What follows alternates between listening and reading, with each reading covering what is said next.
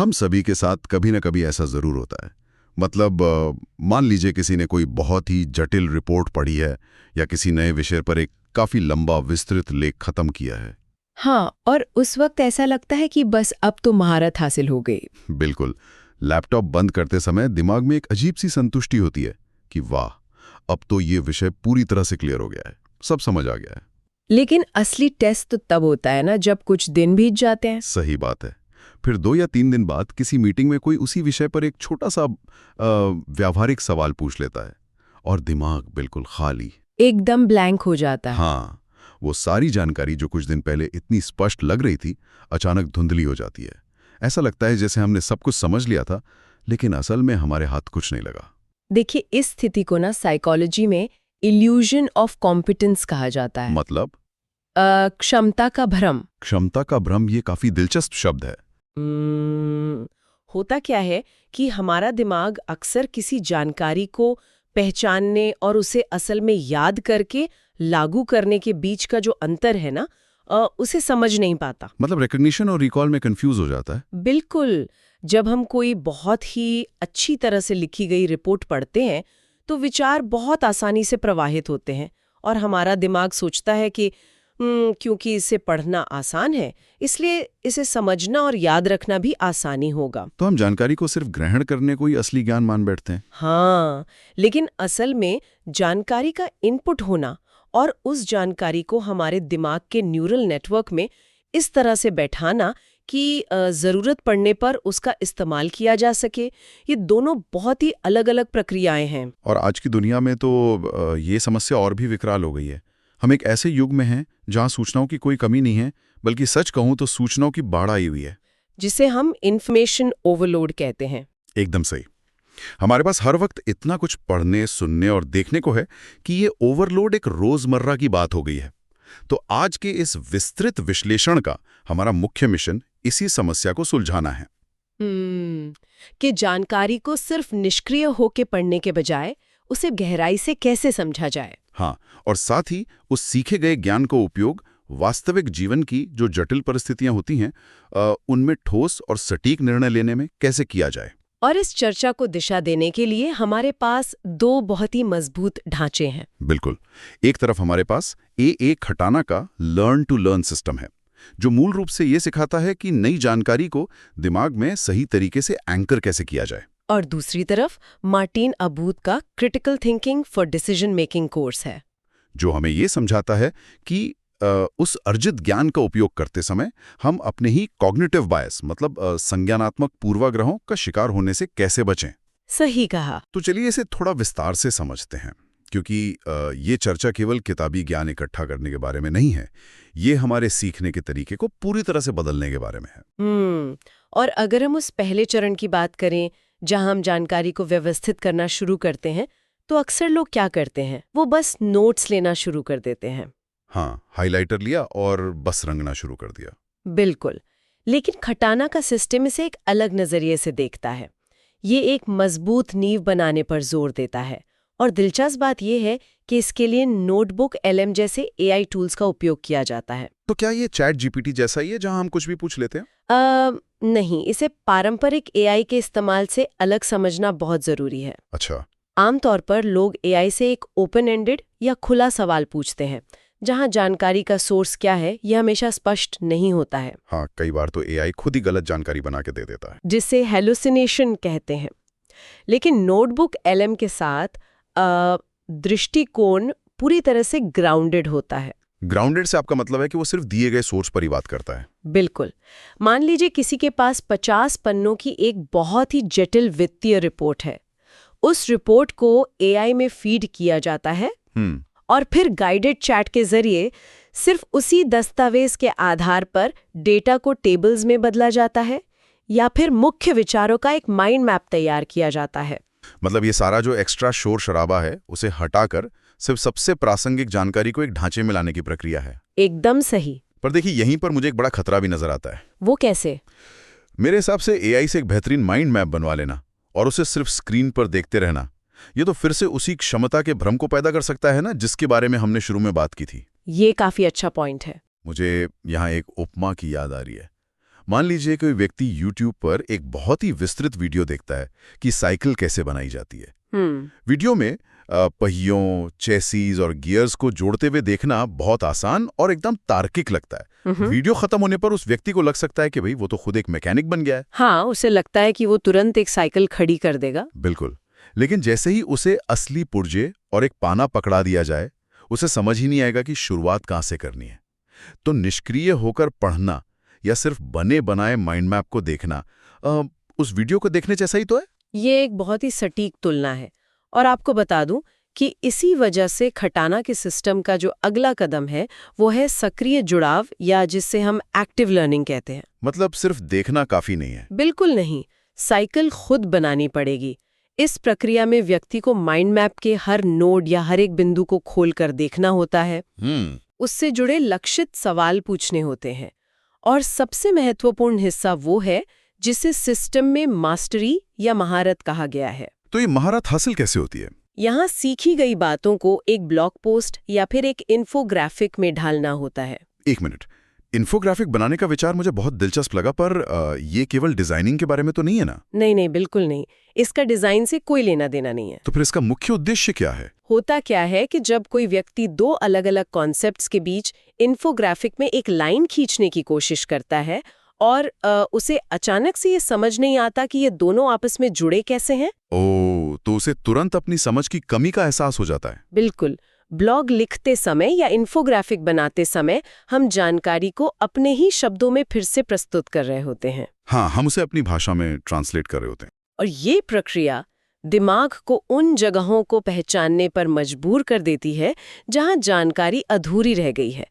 ये बिल्कुल साइकिल के पुर्जों को खुद जोड़ने जैसा है, जहां तुरंत पता चल जाता है कि कौन सा गियर फिट नहीं बैठ रहा है। क्या बात है। लेकिन थोड़ा रुकिए, मुझे यहाँ एक संदेह हो रहा है। बताइए। सोर्स में इसके बाद जो चरण बताया गया है वो है टेस्ट एंड स्कोर का। इसमें क्विज की बात की गई है, फ्लैश कार्ड्स और स्कोरिंग की बात की गई है। क्या ये तरीका हमें वापस स्कूल के दिनों की उस रटंत विद्या की तरफ नहीं ले जाता? रटने वाली बात। हाँ। जहां हम सिर्फ परीक्षा पास करने के लिए तथ्यों को रटते थे और जैसे ही परीक्षा खत्म होती थी सब कुछ दिमाग से वाष्प बनकर उड़ जाता था। ये तो उस गहरी समझ वाले दावे के बिल्कुल विपरीत लग रहा है मुझे। देखिए, आपकी ये चिंता बहुत स्वाभाविक है, क्योंकि हमारी पारंपरिक शिक्षा प्रणाली ने टेस्टिंग शब्द को पूरी तरह से खराब कर दिया है। ये तो है, टेस्ट के नाम से ही डर लगने लगता है। हाँ, लेकिन कॉग्निटिव साइंस या जिसे हम संज्ञानात्मक विज्ञान कहते हैं, उसमें टेस्टिंग का उद्देश्य ग्रेड देना या पास फेल करना नहीं होता है। तो फिर इसका क्या काम है यहाँ? इसका मुख्य काम है याद रखने की क्षमता को मजबूत करना।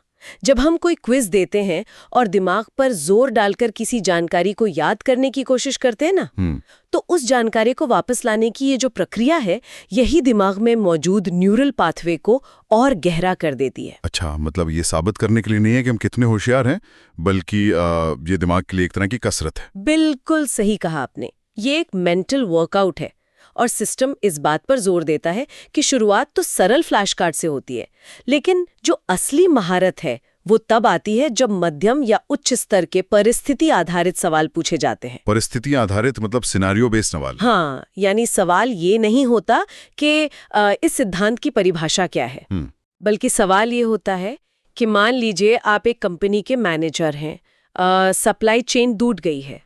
अब आप इस सिद्धांत का उपयोग करके स्थिति को कैसे संभालेंगे? अरे वाह, ये तो काफी प्रैक्टिकल हो गया। हाँ, और जब कोई व्यक्ति ऐसे परिदृश्य आधारित प्रश्नों में गलतियां करता है तो उस कोर्स से ये पता चलता है कि उसे वापस जाकर किस विशिष्ट अवधारणा को फिर से पढ़ने की जरूरत है। इसे शायद लक्षित रिवीजन या टारगेटेड रिवीजन कह सकते हैं। एकदम सही।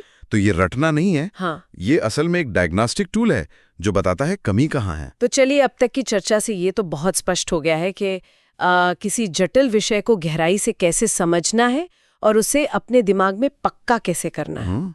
लेकिन मान लीजिए कि हमारे पास दुनिया भर का सारा ज्ञान आ गया है, हम सारे तथ्यों को लेकर पूरी तरह स्पष्ट हैं, पर क्या सिर्फ ज्ञान का होना ही हमें गलत फैसले लेने से रोक सकता है? नहीं, बिल्कुल नहीं। और यहीं से हमारी चर्चा अब बूथ के क्रिटिकल थिंकिंग कोर्स की ओर मुड़ती है, क्योंकि देखिए, एक बंद कमरे में बैठकर आराम से ज्ञान अर्जित करना एक बात है, लेकिन एक तनावपूर्ण मीटिंग में जहां सब लोग आपकी तरफ देख रहे हों, वहां उस ज्ञान का सही इस्तेमाल करना बिल्कुल दूसरी बात है। और यही वो बिंदु है जहां जानकारी को असल बुद्धिमत्ता में बदलना होता है।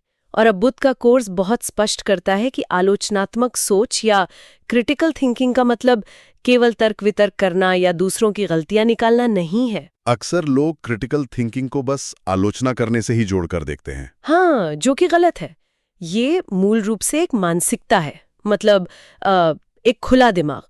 कोर्स में जिन प्रवृत्तियों का जिक्र है ना, उनमें से बौद्धिक विनम्रता या जिसे इंटेलेक्चुअल ह्यूमिलिटी कहते हैं, वो सबसे प्रभावशाली है। बौद्धिक विनम्रता, ये शब्द अक्सर कॉर्पोरेट दुनिया या हमारे रोजमर्रा के फैसलों में सुनने को नहीं मिलता है। ये तो है, स्वीकार करने की क्षमता की मेरी जानकारी अधूरी हो सकती है, या शायद मैं गलत हो सकता हूँ। बिल्कुल, शायद मेरी धारणाएं गलत हैं। देखिए, हमारा दिमाग हमेशा ऊर्जा बचाना चाहता है। विकासवादी दृष्टिकोण से अगर देखें तो दिमाग को गहराई से सोचने में बहुत कैलोरी खर्च करनी पड़ती है। तो दिमाग शॉर्टकट ढूंढता है। हाँ, इसलिए वो कॉग्निटिव बायस या संज्ञानात्मक शॉर्टकट का सहारा लेता है।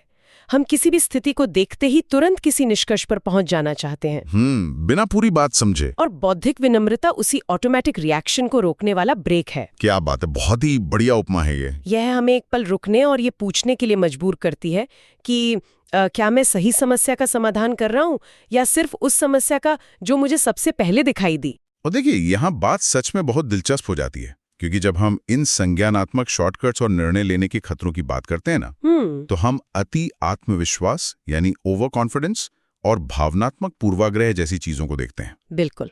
अति आत्मविश्वास वाले हिस्से में कोर्स ये बताता है कि कैसे हम अक्सर ये मान लेते हैं कि हमारी पहली सोच ही सबसे अच्छी है और हम अन्य विकल्पों की तलाश ही बंद कर देते हैं। और यही वो जगह है जहां लोग सबसे बड़ी गलतियां करते हैं। कोर्स हमें सिखाता है कि जटिल निर्णयों में ये जो मानसिक शॉर्टकट है, ये मददगार होने के बजाय बहुत ही खतरनाक पूर्वाग्रहों में बदल जाते हैं। मान लीजिए किसी को अपने करियर में बदलाव करना है। वो सिर्फ एक या दो चीजों को देखकर फैसला ले लेता है, क्योंकि उसका दिमाग उस फैसले को सही ठहराने के लिए बस पैटर्न ढूंढ लेता है। हाँ, दिमाग बस अपने फैसले को सही साबित करने में लग जाता है। और आपको पता है, इसी कोर्स के एक मॉड्यूल में करियर और कार्यस्थल से जुड़ा एक बहुत ही व्यवहारिक हिस्सा है। कौन सा वाला? सोर्स में एक मिनट की वीडियो गाइड का उल्लेख किया गया है। हो हाँ, वो वीडियो गाइड जो ये बताता है कि प्रमोशन के लिए या अपने बॉस के सामने अपने निर्णय लेने के कौशल का प्रदर्शन कैसे किया जाए। अक्सर लोग क्या सोचते हैं कि अगर उनका फैसला सही निकला तो बस उन्हें प्रमोशन मिल जाना चाहिए।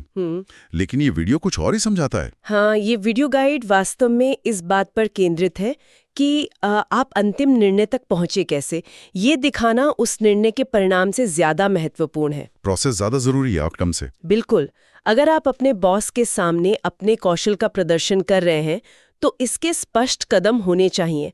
सबसे पहले ये स्पष्ट करें कि आप किस मुख्य समस्या को हल करने की कोशिश कर रहे थे। प्रॉब्लम स्टेटमेंट क्लियर होनी चाहिए। हाँ। दूसरा, उन कम से कम 3 विकल्पों को प्रस्तुत करें जिन पर आपने विचार किया था। अक्सर होता क्या है कि लोग बॉस के पास सिर्फ एक ही समाधान लेके जाते हैं। और ये उसी अति आत्मविश्वास का संकेत है जिसके बारे में हम बात कर रहे थे। एकदम सही। 3 विकल्प दिखाने के बाद तीसरा कदम यह है कि आप उन मानदंडों या क्राइटेरिया को बताएं जिनके आधार पर आपने बाकी 2 विकल्पों को खारिज किया। लॉजिकल रीजनिंग देनी होगी। हाँ, और फिर चौथा कदम साक्ष्य आधारित तर्क के साथ अपने अंतिम निर्णय को प्रस्तुत करना। जब आप इस पूरी प्रक्रिया को सिर्फ 1 मिनट में समझाते हैं ना, तो आप ये साबित करते हैं कि आपका फैसला किसी गट फीलिंग या किस्मत पर आधारित नहीं था, बल्कि वो एक अनुशासित सोच का परिणाम था। ये बहुत ही व्यवहारिक है। मतलब आप केवल नतीजे नहीं बेच रहे हैं, आप अपनी सोचने की प्रक्रिया बेच रहे हैं। बिल्कुल। लेकिन देखिए, यहाँ एक और बड़ी समस्या खड़ी होती है। सोर्स में इंफॉर्मेशन ओवरलोड का जिक्र किया गया है।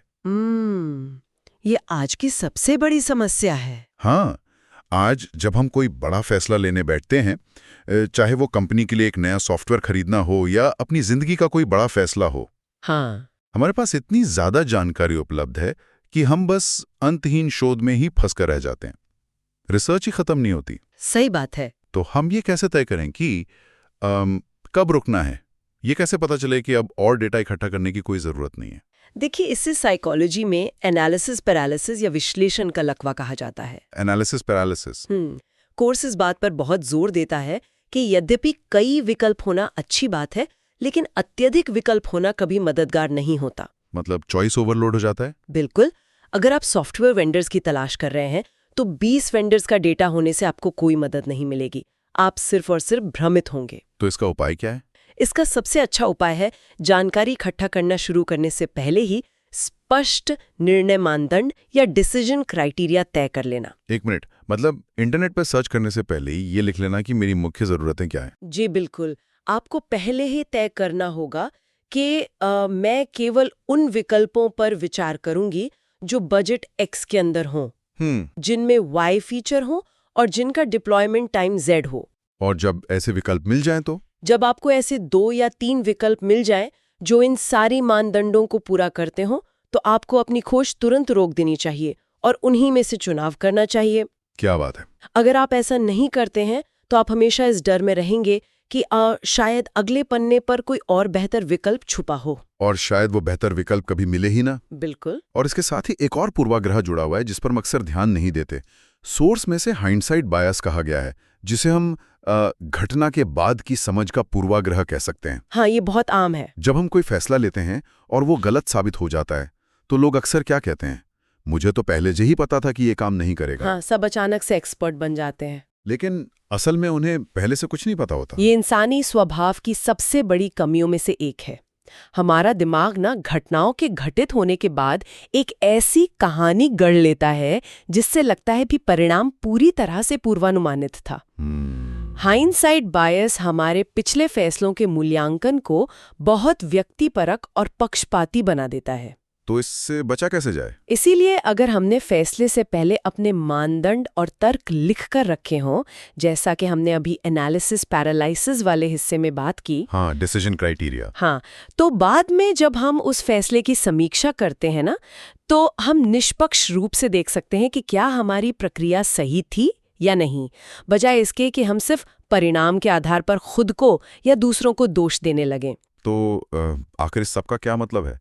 अगर हम इन दोनों बेहतरीन स्रोतों, खटाना के लर्न टू लर्न सिस्टम और अब्बूद के क्रिटिकल थिंकिंग कोर्स को एक साथ रखें तो हमारे सामने कौन सी तस्वीर उभरती है? आप ही बताइए, आपको क्या लगता है? मेरे विचार से बात यह है कि चाहे आप किसी नई तकनीक को सीखने की कोशिश कर रहे हों या कोई बड़ी कंपनी चलाने के लिए बड़े फैसले ले रहे हों, स्पष्टता और आत्मविश्वास कभी भी रातों रात नहीं आते। बिल्कुल सही। खटाना का सिस्टम हमें बताता है कि सीखने की प्रक्रिया को कभी शॉर्टकट मत करो, आधार बनाओ, साइकिल खुद जोड़ो, मतलब जानकारी को खुद संरचना दो और अपनी कमियों को पहचानने के लिए खुद का टेस्ट करो। और फिर अब्बूद का कोर्स हमें सिखाता है कि जब वो ज्ञान असल दुनिया में उपयोग करने का समय आए तो ओवर कॉन्फिडेंस से बचो। हाँ, अपने खुद के शॉर्टकट्स को पहचानो। बिल्कुल। और फैसले हमेशा स्पष्ट प्रक्रिया और पहले से तय मानदंडों के आधार पर लो। और देखिए, इससे एक बहुत ही महत्वपूर्ण सवाल खड़ा होता है जो इन दोनों स्रोतों के मूल दर्शन को एक साथ लाता है। और वो महत्वपूर्ण सवाल क्या है? अगर हमारी आदतें और संज्ञानात्मक पूर्वाग्रह हमारे निर्णयों को इतनी गहराई से नियंत्रित करते हैं, और जैसा कि हमने पहले देखा कि नोटबुक LN जैसे उन्नत AI टूल्स अब हमारे लिए जानकारी को सटीकता से संरचित कर सकते हैं, माइंड मैप बना सकते हैं और डेटा को व्यवस्थित कर सकते हैं। हाँ, मशीनें ये सब बहुत आसानी से कर रही हैं आज। तो क्या भविष्य में इंसानी बुद्धिमत्ता की पहचान इस बात से तय नहीं होगी कि हम कितने तथ्य याद रख सकते हैं? तो फिर किस बात पर निर्भर करेगी? बल्कि हमारी सफलता इस बात पर निर्भर करेगी कि हम अपने ही पूर्वाग्रहों को कितनी अच्छी तरह पहचान सकते हैं और इन शक्तिशाली मशीनों से कितने सटीक और सही सवाल पूछ सकते हैं। सच में ये एक बहुत ही गहरा और उत्तेजक विचार है। जब जानकारी व्यवस्थित करना मशीनों का काम हो जाएगा, तब क्या भविष्य की सबसे बड़ी मानवीय स्किल अपनी ही सोच की खामियों को समझना और बौद्धिक विनम्रता बनाए रखना होगी? यही सोचने वाली बात है। बिल्कुल। इस विचार के साथ हम अपने श्रोताओं को खुद इस पर मनन करने के लिए छोड़ते हैं। ज्ञान को गहराई से समझने और फैसलों को स्पष्ट बनाने की इस यात्रा में हमारे साथ जुड़ने के लिए धन्यवाद। सीखते रहिए और सबसे जरूरी, अपनी ही सोच पर सवाल उठाते रहिए।